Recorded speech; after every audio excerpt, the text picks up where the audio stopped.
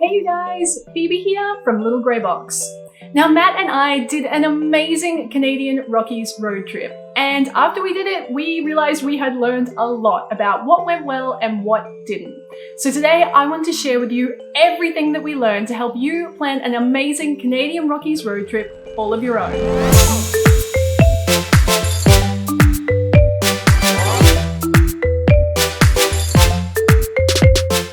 Itinerary that we followed and we really loved it. So I'm going to share that with you, and then I'm going to give you a little bit of insight on things we wish we'd done differently. We started in Vancouver, then drove up the coastline to Porto Cove. Then we headed over to Whistler, followed by a really long drive to Clearwater and Wells Grey. After that, we made our way down to Jasper.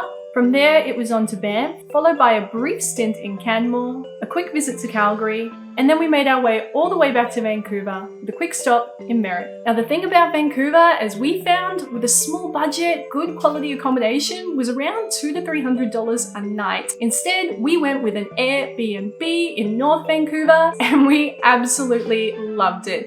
It was fantastic having our own little apartment with a kitchen, washing machine, and lots of space to spread out. And with a hire car, it was so easy for us to get around. Of course, with any new destination, you want to have as much time there as possible.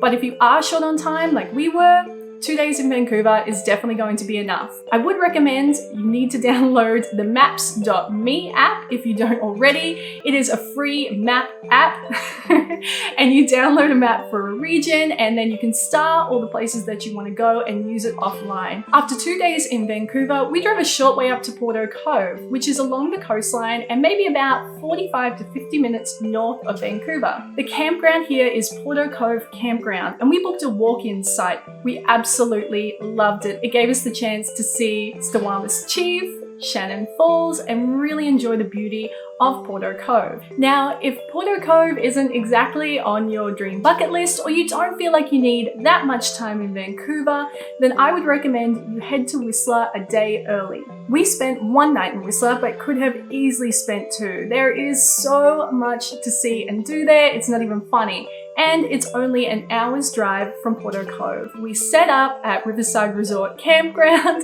and then we went out and we did some amazing activities like zip lining and an ATV ride, like a razor thing. It was so much fun. There are some great restaurants and plenty of ways to fill your time. After 2 days in Whistler, we headed out to Clearwater and Wells Grey. Our maps said that it was going to take about 5 hours and it ended up taking nearly 7 hours. And what we found was when we got there, it was beautiful at Clearwater. It was stunning and we really wish that we had have had 2 nights instead of the 1. So again, if there is some room for movement in your itinerary, I would recommend giving yourself 2 nights there because there's so many great hiking trails and things to see and do in the area that arriving there that night, late at night, just isn't going to give you enough time. Also in this area is where you will find some beautiful waterfalls like Spa Huts, Dawson Falls, and of course Helmken Falls. Now these places are gorgeous, so you really don't want to be rushed. And you also might want to do a spot of canoeing on Clearwater or Azure Lake,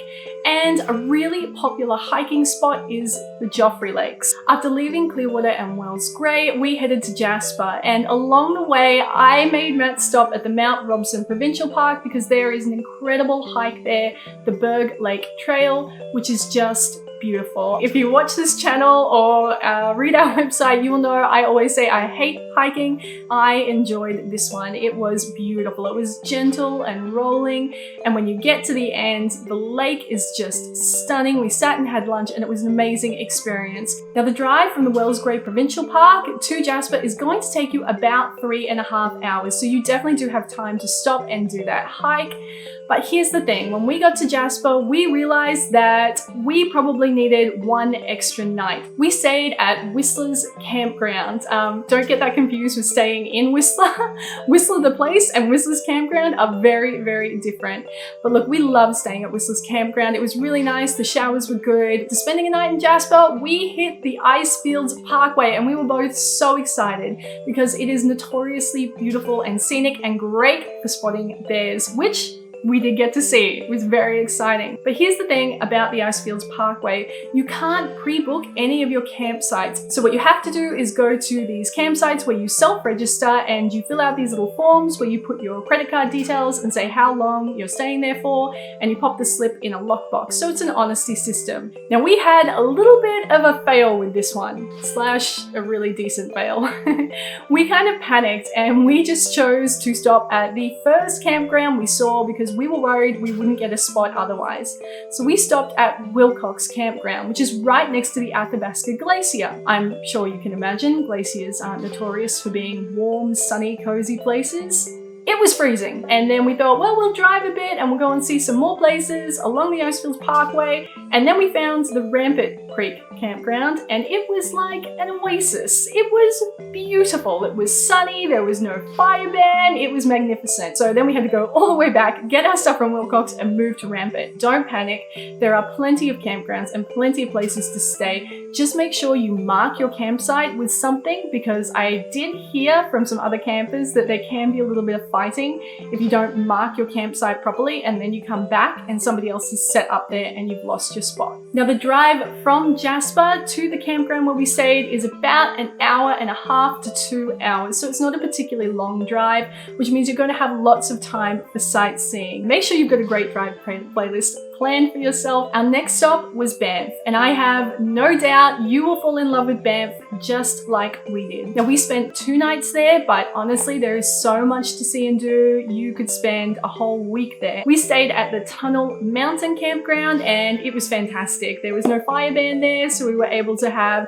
really nice campfires every night and cook up some really delicious food. There is so much sightseeing to be done in Banff, it's not even funny. You can jam-pack day after day after day. But having a car is really going to be your best friend here, because all of the great things are a bit of a drive away. Now we have a really good friend of ours who lives in Canmore, so after going to Banff, we drove to Canmore, and it is a beautiful place. I mean, if you've never been before and you want to do something a little bit different and you've got the time, there are some great restaurants. The mountains surrounding it are absolutely beautiful. Blue pools out there are beautiful, and there are some amazing hikes too. I know Matt and Mindy did an incredible hike up to the top of this mountain that just, I don't even know how they made it up there. From Canmore, we went to Calgary. Now, it's about an hour's drive from Canmore to Calgary. If you were driving from Banff to Calgary, it would be about an hour and a half. You could easily just spend 1 night there. If you did feel like you needed more, you could do it, but we were kind of happy with 1 night. From there, we could easily have flown out from Calgary back home, which is something you can definitely do,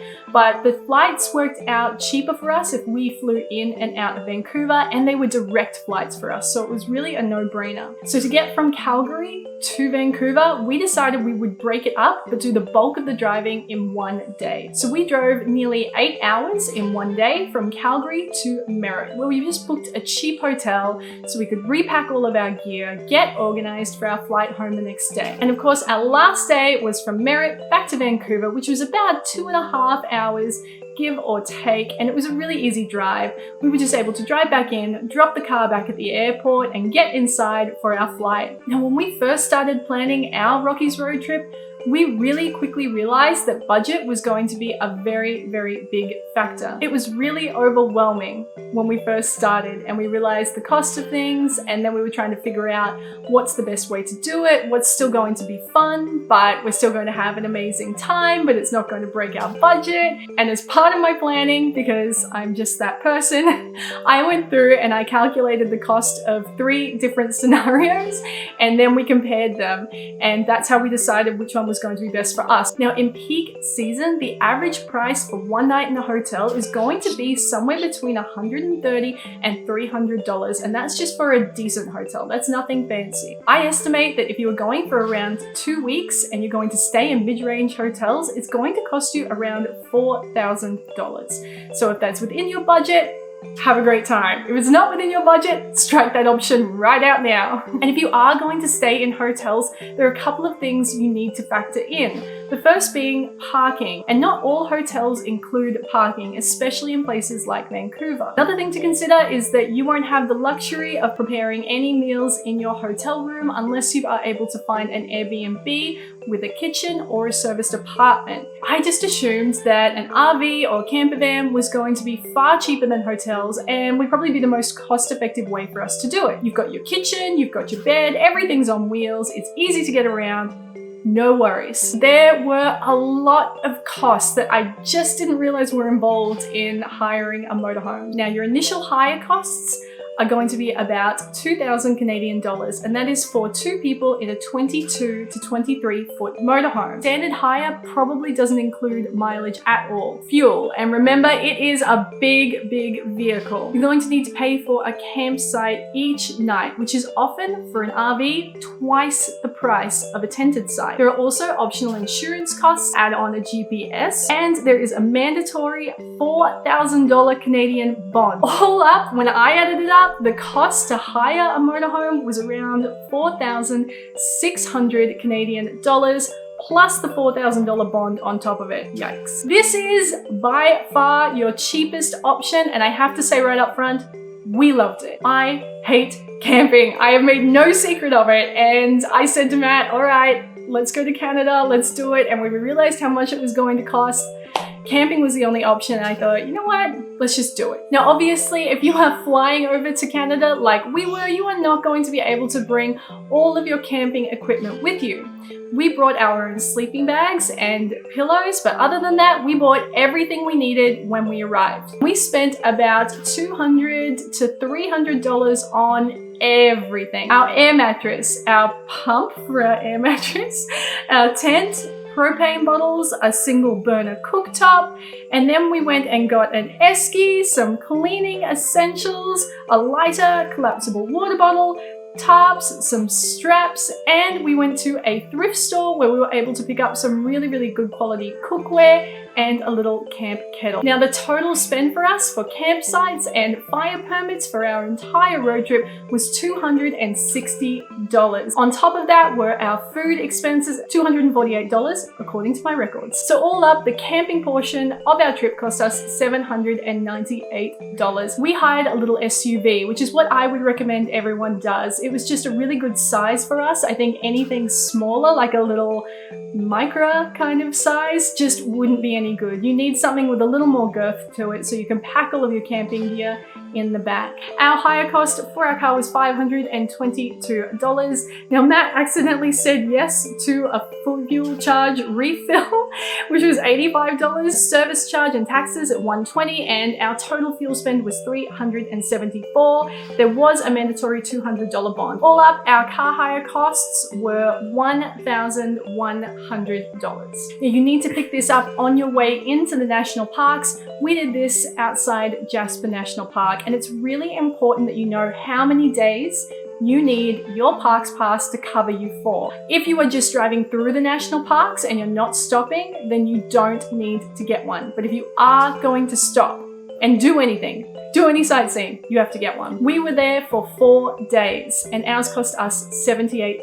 Just bear in mind, when I was calculating these, I had to include our airfares as well, which were $1,200 per person for our return flights from Brisbane to Vancouver. So if your flights aren't going to cost quite as much as that, simply take the total and deduct our $2,400 from it. So for camping, all up, it was around $4,600 for the 14 days. For an RV camper van, it was around $7,600 for the 14 days. And don't forget, on top of that, you have to be able to pony up a $4,000 bond. And for hotels, it was about $8,800. Now, all of those totals are just my estimations based on my research, and there are a lot of variables like the time of year you visit, the type of vehicle you hire, and how much you spend on food, and so on. But hopefully that gives you an idea of the different cost points and maybe helps you figure out which one is going to be best for you. This is a real thing, and you are going to need to be bear aware while you are camping or just traveling around Canada in general. The most important thing that you need to do is make sure you don't leave anything with a scent in your tent at night. That is so important. You cannot have food, perfumes, body moisturizers, shampoo and conditioners, anything with a scent needs to come out of your tent, and it needs to be locked safely in your car away from you. Otherwise, that bear is going to claw its way into your tent because something smells delicious. When we were driving, we saw so many people spot a bear, pull up, and then get out of their car and approach it.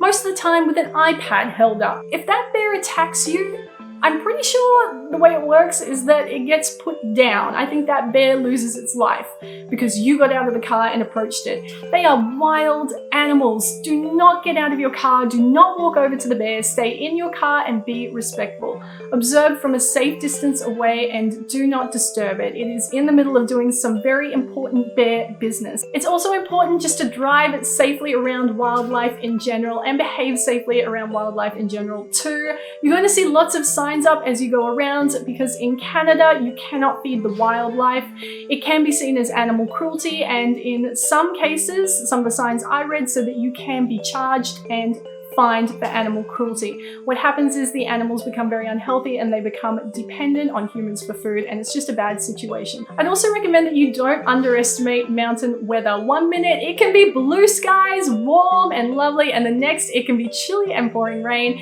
and that is part of the beauty. I would recommend you always have some kind of way of staying dry with you, whether that is a waterproof jacket or an umbrella. If you are planning on doing some hiking, make sure you are properly prepared. If you need to register for the trails, please make sure you do that and just adhere to all of the warning signs. Now, tipping is a part of Canadian culture, so please make sure that you tip your servers. A customary tip in Canada would be about 15 to 20% of your total bill if you were really happy with your service. Of course, more if you would like to. Now, please don't underestimate Canada's border security. I'm pretty sure Chris Brown and G-Eazy have learned the hard way that if you do have some criminal offenses in your past, you may not be allowed entry into Canada. So make sure you answer all of their questions honestly up front, and you might want to check the entry requirements before you go booking anything if there's anything you're even remotely worried about. It's also very important that you are respectful of Canada's First Nations people. Using terms like Eskimo, Indian, or even Native American aren't the right way to go about it. Please make sure that you are respectful of all the First Nations sites and that you refer to them in a respectful way. Do not leave rubbish behind. If you see rubbish, be a good person and pick it up and make a difference. But please make sure you are respectful of Canada, respectful of the people, and don't leave a mess. Remember,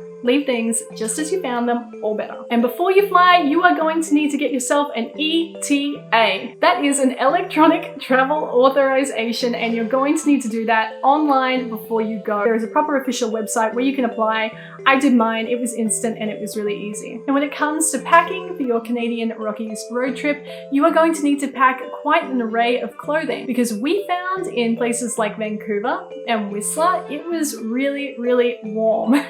We were wearing shorts and t-shirts, and as we moved to Jasper and the Icefields Parkway and Banff, it was really cold and we needed thermals, beanies, jeans, woolly socks, and really thick, heavy waterproof coats. As I mentioned earlier, mountain weather is a real thing, so you need to be prepared to be able to strip some layers off when it's warm for a couple of hours, and then be able to pack some more layers on when it gets cold. And if you are camping, guys, it is going to be very cold at night. We were there in summer and it was really cold for someone like me in the dead of the night in Banff. I would recommend packing some activewear and things like that for those days when you're doing some hiking or canoeing or any of those amazing outdoor activities.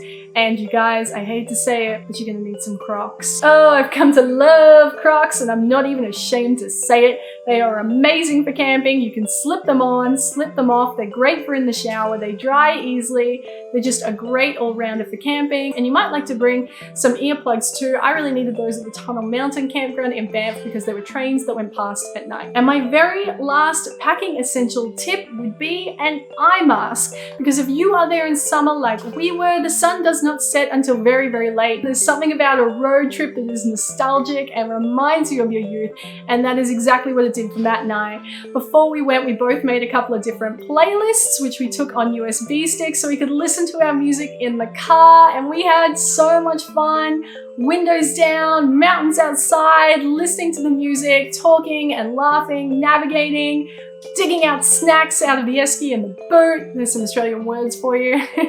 We just had a really fun time, and it was like this unbound sense of adventure. It was incredible. It felt like the world was ours. We had total freedom. We could go anywhere we wanted. Now you guys, I just want to let you know, we have written out a lot of this information in detailed guides on the Little Grey Box website. So if I've spoken too fast for you or you couldn't take down notes, that's okay. There are links in the description below which will take you to everything you have just heard. Thank you so much for watching, you guys. I hope you enjoyed this video. Now, if you don't already, be sure to subscribe and say hello in the comments below. I hope you have a great weekend, and I will see you next week. Love ya.